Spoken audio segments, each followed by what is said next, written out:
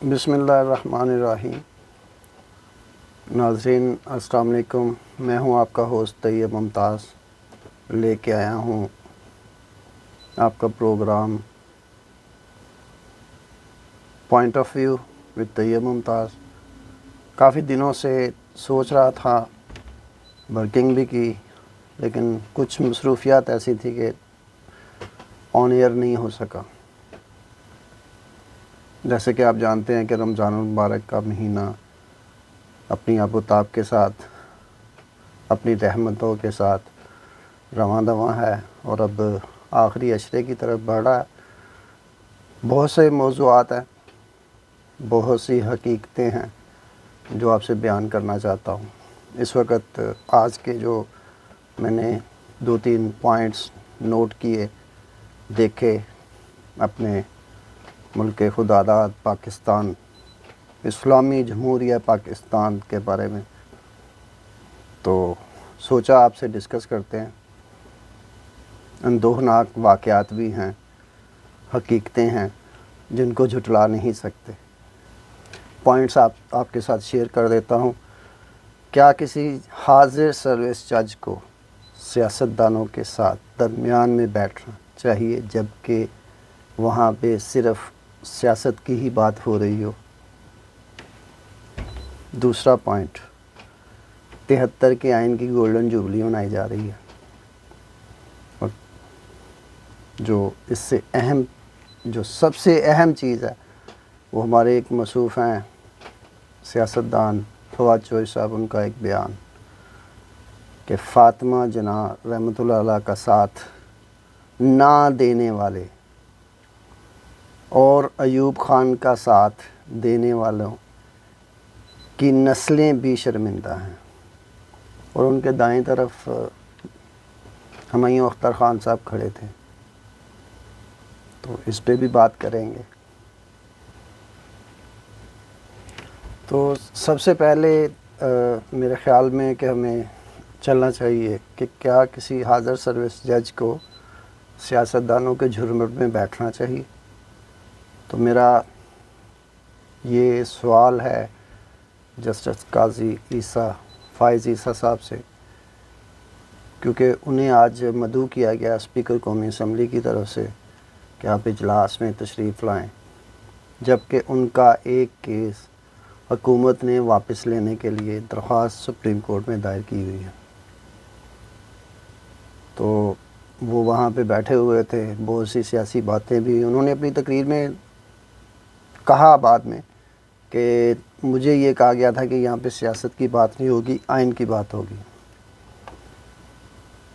تو میرے خیال میں قاضی صاحب کو نہیں جانا چاہیے تھا، کیونکہ آنے والے وقتوں میں چند ماہ میں وہ سپریم کورٹ کے چیف جسٹس ہوں گے، اور اسی حکومت، انہی سیاستدانوں کے بہت سارے کیسز ان کے سامنے لگیں گے۔ تو ان کو آج ان کے ساتھ بغل میں نہیں بیٹھنا چاہیے تھا۔ کسی بھی جج کو اپنے عہدے کا خیال ہونا چاہیے تھا۔ یہ عمر عطا بندیال صاحب کے لیے بھی ہے، اگر اتنا ہی فائز عیسیٰ کے لیے بھی ہے، تو انہیں نہیں چاہیے تھا جانا۔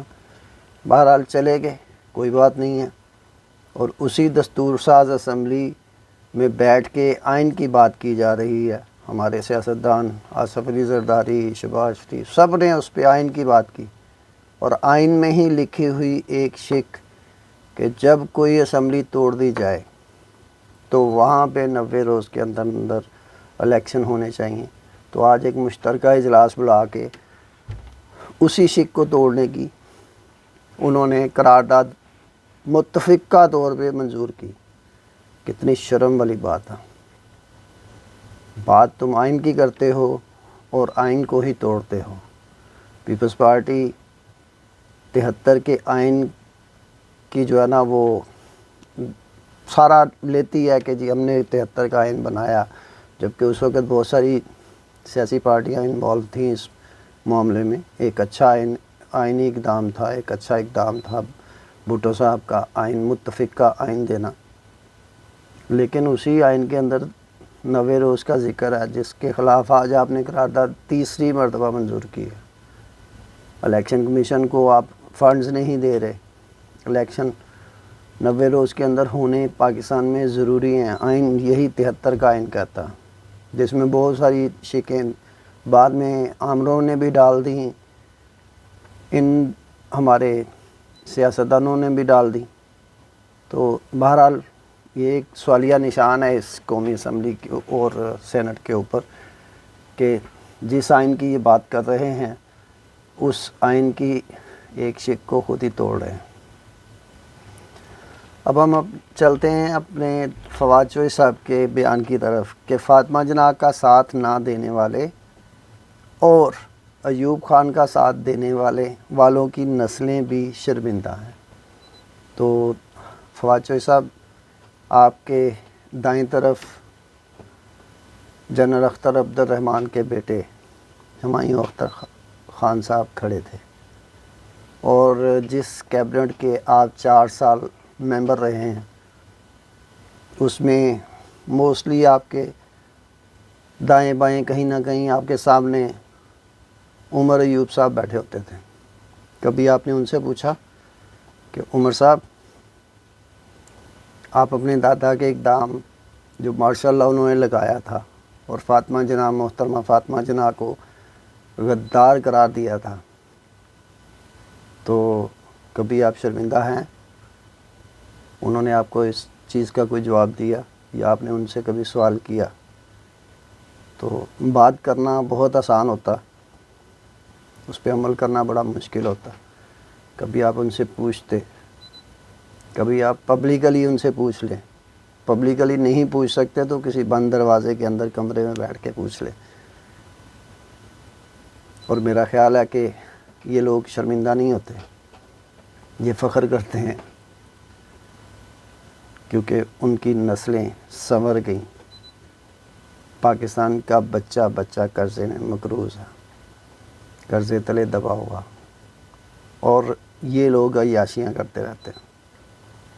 آج آپ کے دائیں بائیں بہت سارے ایسے لوگ بیٹھے ہیں جن میں ہمایوں اختر بھی ہے، عمر ایوب بھی ہے، اعجاز الحق صاحب بھی بیٹھے ہوئے ہیں، اور بہت سارے ڈکٹیٹرز کی اولاد، کوئی نہ کوئی رشتہ دار آپ لوگوں کے دائیں بائیں بیٹھا.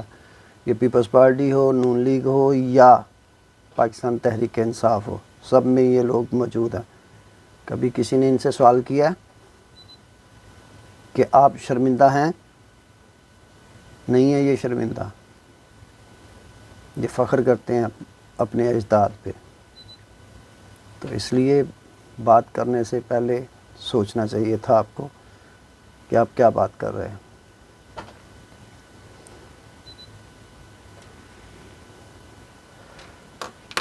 یہاں پہ ایک اور چیز میرے ذہن میں آئی، میں نے کہا سوچا کہ آپ سے ڈسکس کر لوں. میاں نواز شریف صاحب، مریم نواز، شہباز شریف، اسحاق ڈار اور فیملی کل 11 تاریخ کو ماشاءاللہ عمرہ کے لیے سعودی عرب تشریف لا رہے ہیں. یہاں پہ پاکستان مسلم لیگ نواز کے دوستوں سے، رہنماؤں سے، کارکنوں سے میرا سوال ہے. وہ سوال یہ ہے کہ نواز شریف صاحب لندن سے سعودی عرب کی فلائٹ تو لے سکتے ہیں، وہاں کا تو ٹریول کر سکتے ہیں. سعودی عرب جانے کے لیے، عمرہ کرنے کے لیے ڈاکٹر انہیں اجازت دے سکتے ہیں ٹریول کرنے کے لیے. پاکستان کیوں نہیں آ رہے؟ یہ ایک ایسا سوال ہے جس کا جواب آپ لوگوں کو دینا چاہیے. وہاں پہ گیدرنگ بہت زیادہ ہے، پاکستان میں تو پھر ان کا اپنا گھر ہے جہاں وہ آرام سے گزار سکتے ہیں. اور اگر جیل بھی جانا پڑتا ہے انہیں تو جیل میں تو اکیلے ہی ہوں گے نا، وہاں پہ تو ان کی صحت کو کوئی پرابلم نہیں ہے. تو یہ بھی ایک سوال تھا میرے ذہن میں تھا.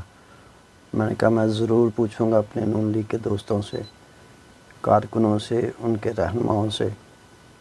تو امید ہے کہ آپ لوگ جواب دیں گے. اس کا جواب ضرور دیجیے گا مہذب انداز میں، کمنٹ کریں آپ کو میرا پروگرام کیسا لگا.